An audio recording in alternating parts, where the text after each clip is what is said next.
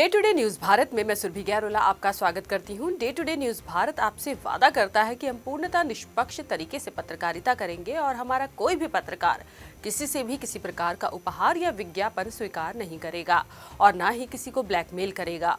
हम दबे कुचले लोगों की आवाज बनेंगे। Day to day news Bharat ऐसे लोगों के बारे में कोई खबर नहीं चलाएगा जो भोले भाले लोगों को बेवकूफ बनाते हैं और धोखा देते हैं, जैसे तांत्रिक और ढोंगी बाबा।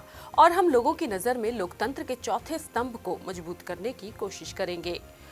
यमन से बेहद दर्दनाक खबर सामने आ रही है। यमन के तट पर एक नाव पलट गई। इस भीषण हादसे में कम से कम 58 लोगों की मौत हो गई है, जबकि 74 अन्य लापता हैं। यमन के अबियान प्रांत के तट पर अदन की खाड़ी में एक नाव पलट गई है, जिसमें 154 इथोपियाई प्रवासी सवार थे।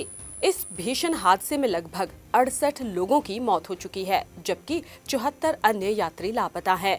संयुक्त राष्ट्र की प्रवासन एजेंसी यानी कि IOM के अनुसार नाव वहां के स्थानीय समय अनुसार शनिवार देर रात पलट गई। बचाव कार्य इस नाव को लेकर जारी है, लेकिन खराब मौसम के कारण लापता लोगों को ढूंढना चुनौतीपूर्ण बना हुआ है। अब तक इस हादसे में 12 लोगों को बचाया गया है, जिनमें 9 इथोपियाई और 1 यमनी नागरिक भी शामिल है। मिली जानकारी के अनुसार इस हादसे का मुख्य कारण नाव में क्षमता से अधिक लोगों का सवार होना बताया जा रहा है। इतना ही नहीं, यह नाव मानव तस्करों द्वारा संचालित की जा रही थी। खराब मौसम और नाव की खराब स्थिति ने हादसे को और गंभीर बना दिया। यमन के तटीय मार्ग, विशेष रूप से हॉर्न ऑफ अफ्रीका से खाड़ी देशों तक प्रवासियों के लिए यह बेहद खतरनाक रास्ते माने जाते हैं। यह रास्ता मानव तस्करी के लिए बहुत ही कुख्यात है, जहां असुरक्षित और भीड़ भाड़ वाली नावों में प्रवासियों को ले जाया जाता है। बता दें कि नाव में सवार सभी प्रवासी इथोपिया से थे। ये प्रवासी गरीबी और बेरोजगारी की जिंदगी से तंग आकर सऊदी अरब जैसे खाड़ी देशों में रोजगार की तलाश में निकले थे। अंतर्राष्ट्रीय प्रवासन संगठन यानी IOM के मुताबिक 54 प्रवासियों के शव खान फर जिले के किनारे पर मिले, जबकि 14 अन्य प्रवासियों के शव अलग अलग जगहों पर बरामद किए गए। यह हादसा हाल के वर्षों में सबसे दर्दनाक नाव दुर्घटनाओं में से एक है। गौरतलब है कि यमन, जो कि पिछले 10 सालों से गृह युद्ध का सामना कर रहा है, इसके बावजूद भी पूर्वी अफ्रीका के प्रवासियों के लिए खाड़ी देशों तक पहुंचने का एक प्रमुख रास्ता बना हुआ है। IOM के आंकड़ों के अनुसार 2024 में 60,000 से अधिक प्रवासियों ने इस रास्ते का उपयोग किया। पिछले कुछ महीनों में यमन तट पर नाव दुर्घटनाओं की संख्या बढ़ गई है।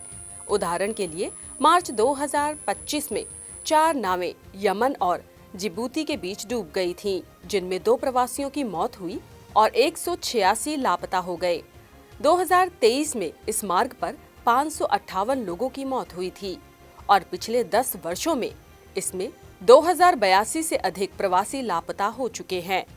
स्थानीय अधिकारियों और अंतर्राष्ट्रीय संगठनों ने बचाव अभियान जारी कर रखा है, लेकिन खराब मौसम और समुद्री परिस्थितियां इसे मुश्किल बना रही हैं। बचे हुए लोगों को मेडिकल सहायता दी जा रही है और शवों की तलाश जारी है।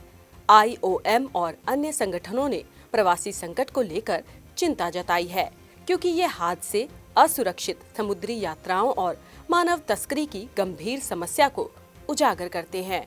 यह हादसा उन खतरों को दिखाता है जिनका सामना अफ्रीकी प्रवासी करते हैं। कारण केवल इतना ही है कि उन्हें बेहतर जीवन की तलाश है। यमन पहुंचने के बाद भी प्रवासियों को नजरबंदी, दुर्व्यवहार और अमानवीय परिस्थितियों का सामना करना पड़ता है।